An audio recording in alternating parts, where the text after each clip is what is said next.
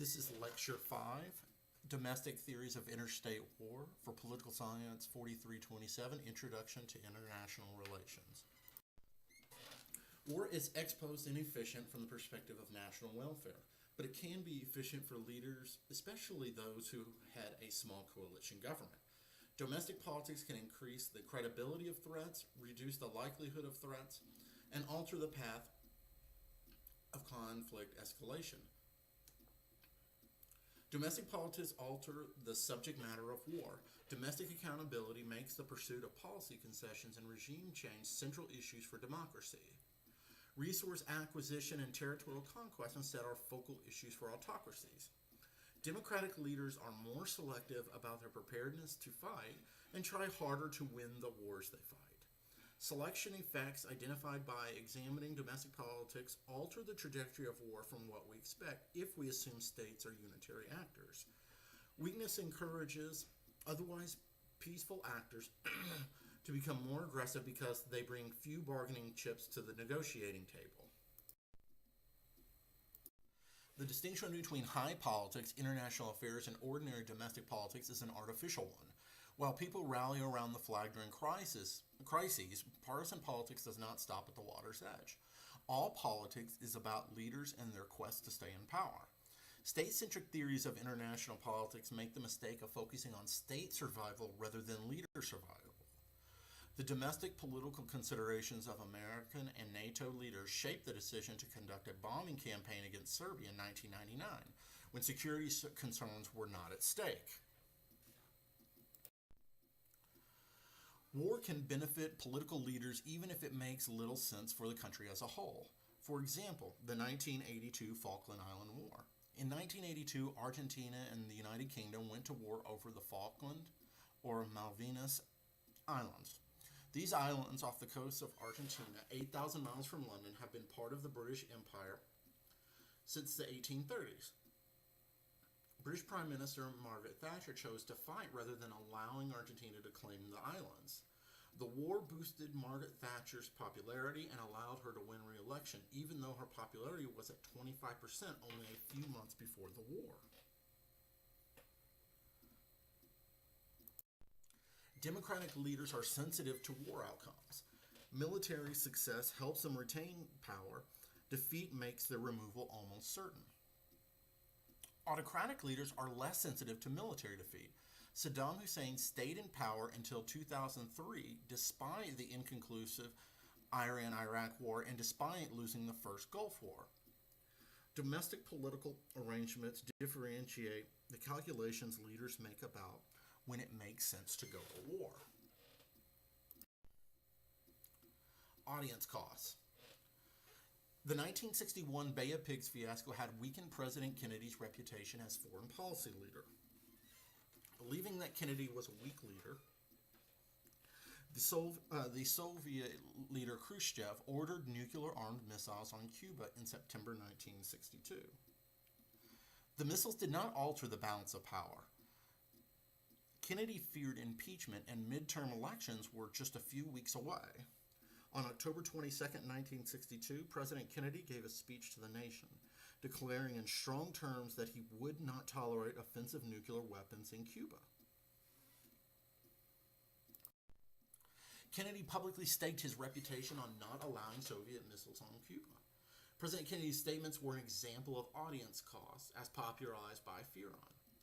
They made it difficult for Kennedy to back down in the ensuing crisis, and probably increased Kennedy's credibility in the eyes of Khrushchev.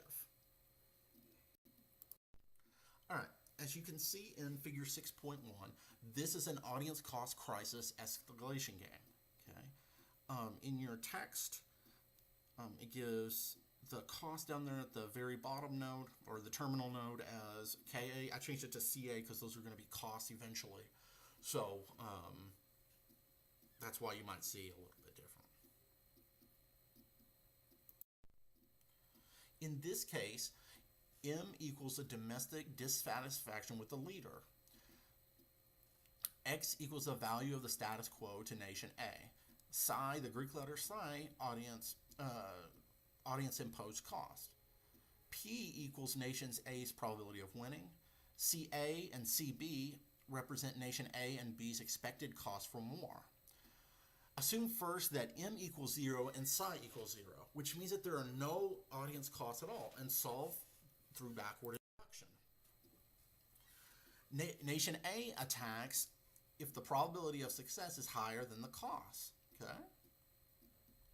Nation B counters if B believes that P is less than the cost for A, or 1 minus P is greater than the cost to B.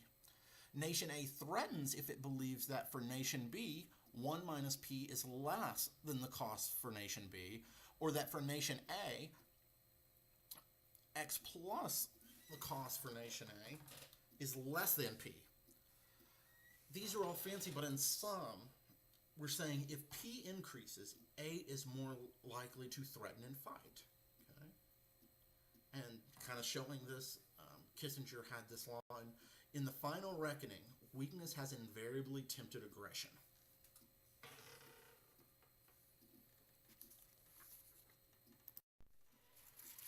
Now assume audience costs and M are not 0.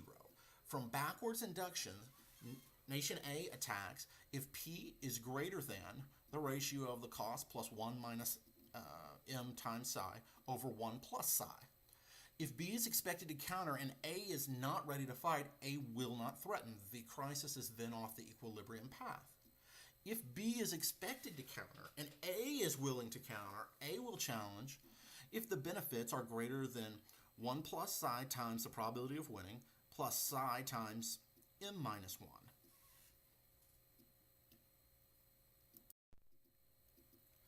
The larger psi, the audience cost, the stronger the incentive to carry out a threat. Solving for that same expression for P gives the critical threshold P must cross as psi changes for Nation A to attack rather than back down. If M is sufficiently large, the leader of A may attack even with low probability of winning because this is its best shot at being reelected. This is consistent with Downs and Rock's resurrection hypothesis.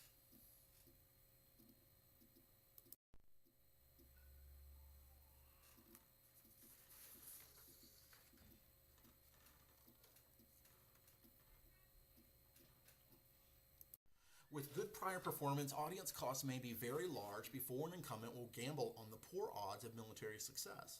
Opponents are likely to take more seriously threats coming from leaders with high audience costs.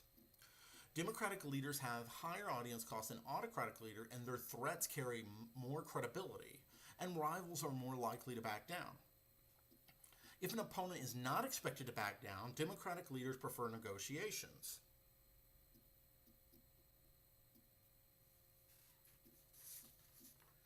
Audience costs make Democratic leaders more likely to follow through if they make a threat and the target does not back down.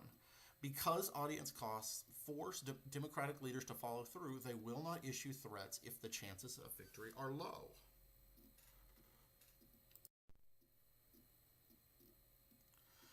The presence of a legitimate domestic opposition constrains Democratic leaders' foreign policy adventurism.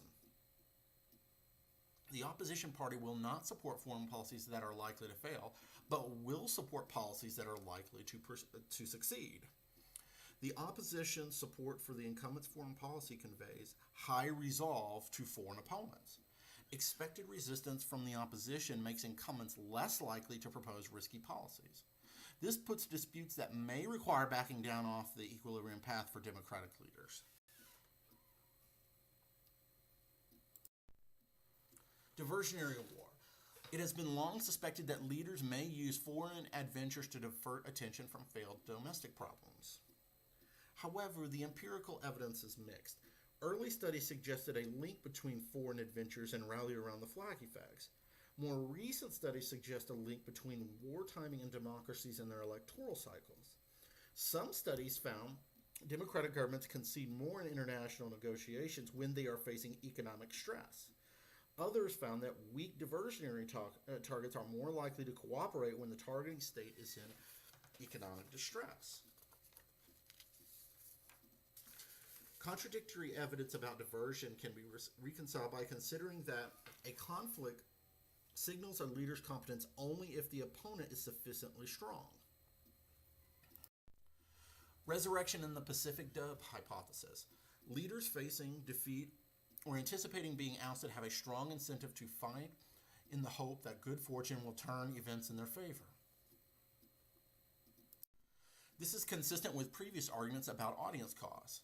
For example, Hitler's launching the Battle of the Bulge in 1944, the North Viennese Tet Offensive in 1968, and Saddam Hussein's decision to bluff about weapons of mass destruction in 2003.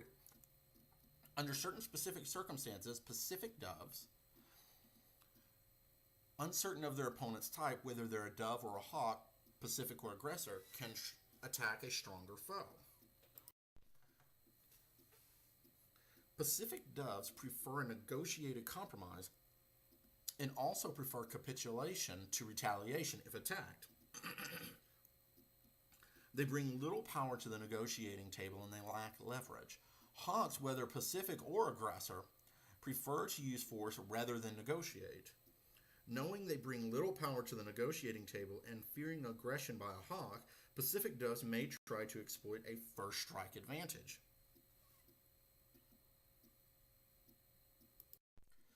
Pacific doves are more likely to engage in violence when they are weak. The Pacific dove hypothesis applies to terrorism. Terrorist organizations typically are weak compared to their opponents, and they cannot easily gamble on negotiations if the opponent is a hawk. We observe terrorist organizations only when they engage in violence. We cannot tell them apart from hawks because they behave in the same manner.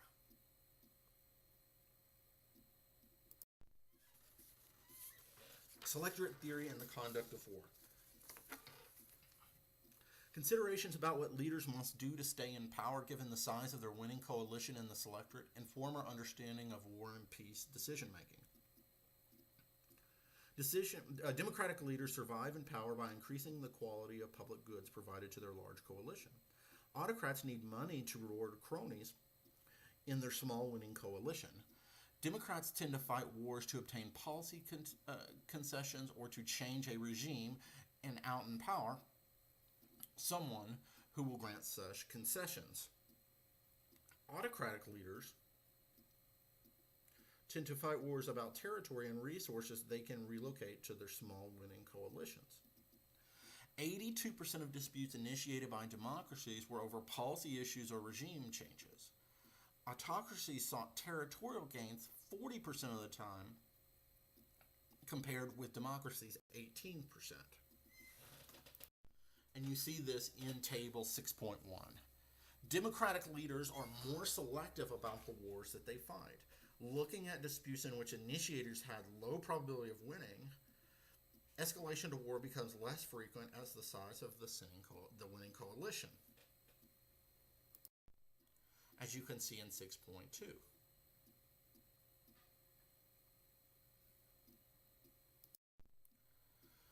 Selectorate theory and war effort. Recall R is a leader's resource pool to be allocated to public and private goods. Resources to be spent in a war come from R. Assume that V equals public good value of victory in war, B equals benefits extracted from a vanquished state, and C equals cost of war.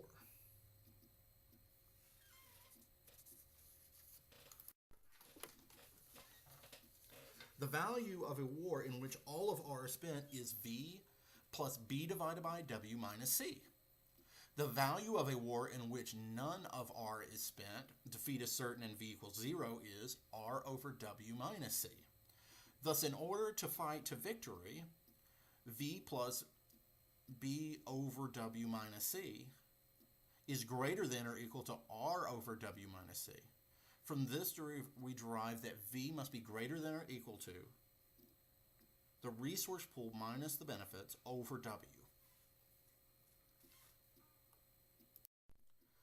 When W is large, the right-hand side of the equation is likely small and V looks very attractive. When W is small, devoting all of R to the war is attractive only if B is more valuable than R. For democratic leaders, victory in war is more valuable to stay in power than retaining revenue. They try harder to win the wars they fight. For autocratic leaders, the risk of being deposed is greater if they fail to provide private benefits. They have a weaker incentive to invest all of R. They will fight hard only if they believe defeat means that they will be removed by the foreign rival. A look at average rates of military expenditures for democracies and autocracies before, during, and after wars seems to confirm this hypothesis, as you see in 6.2.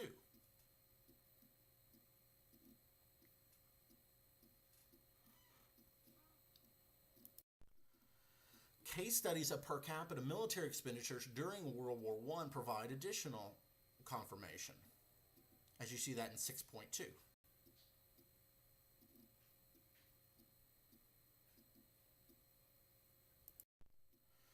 Democracies are more likely to dispose vanquished rivals after winning a war. Autocratic leaders are more nervous about losing a war to democracy. They are less likely to be removed by another autocratic state or by domestic opposition.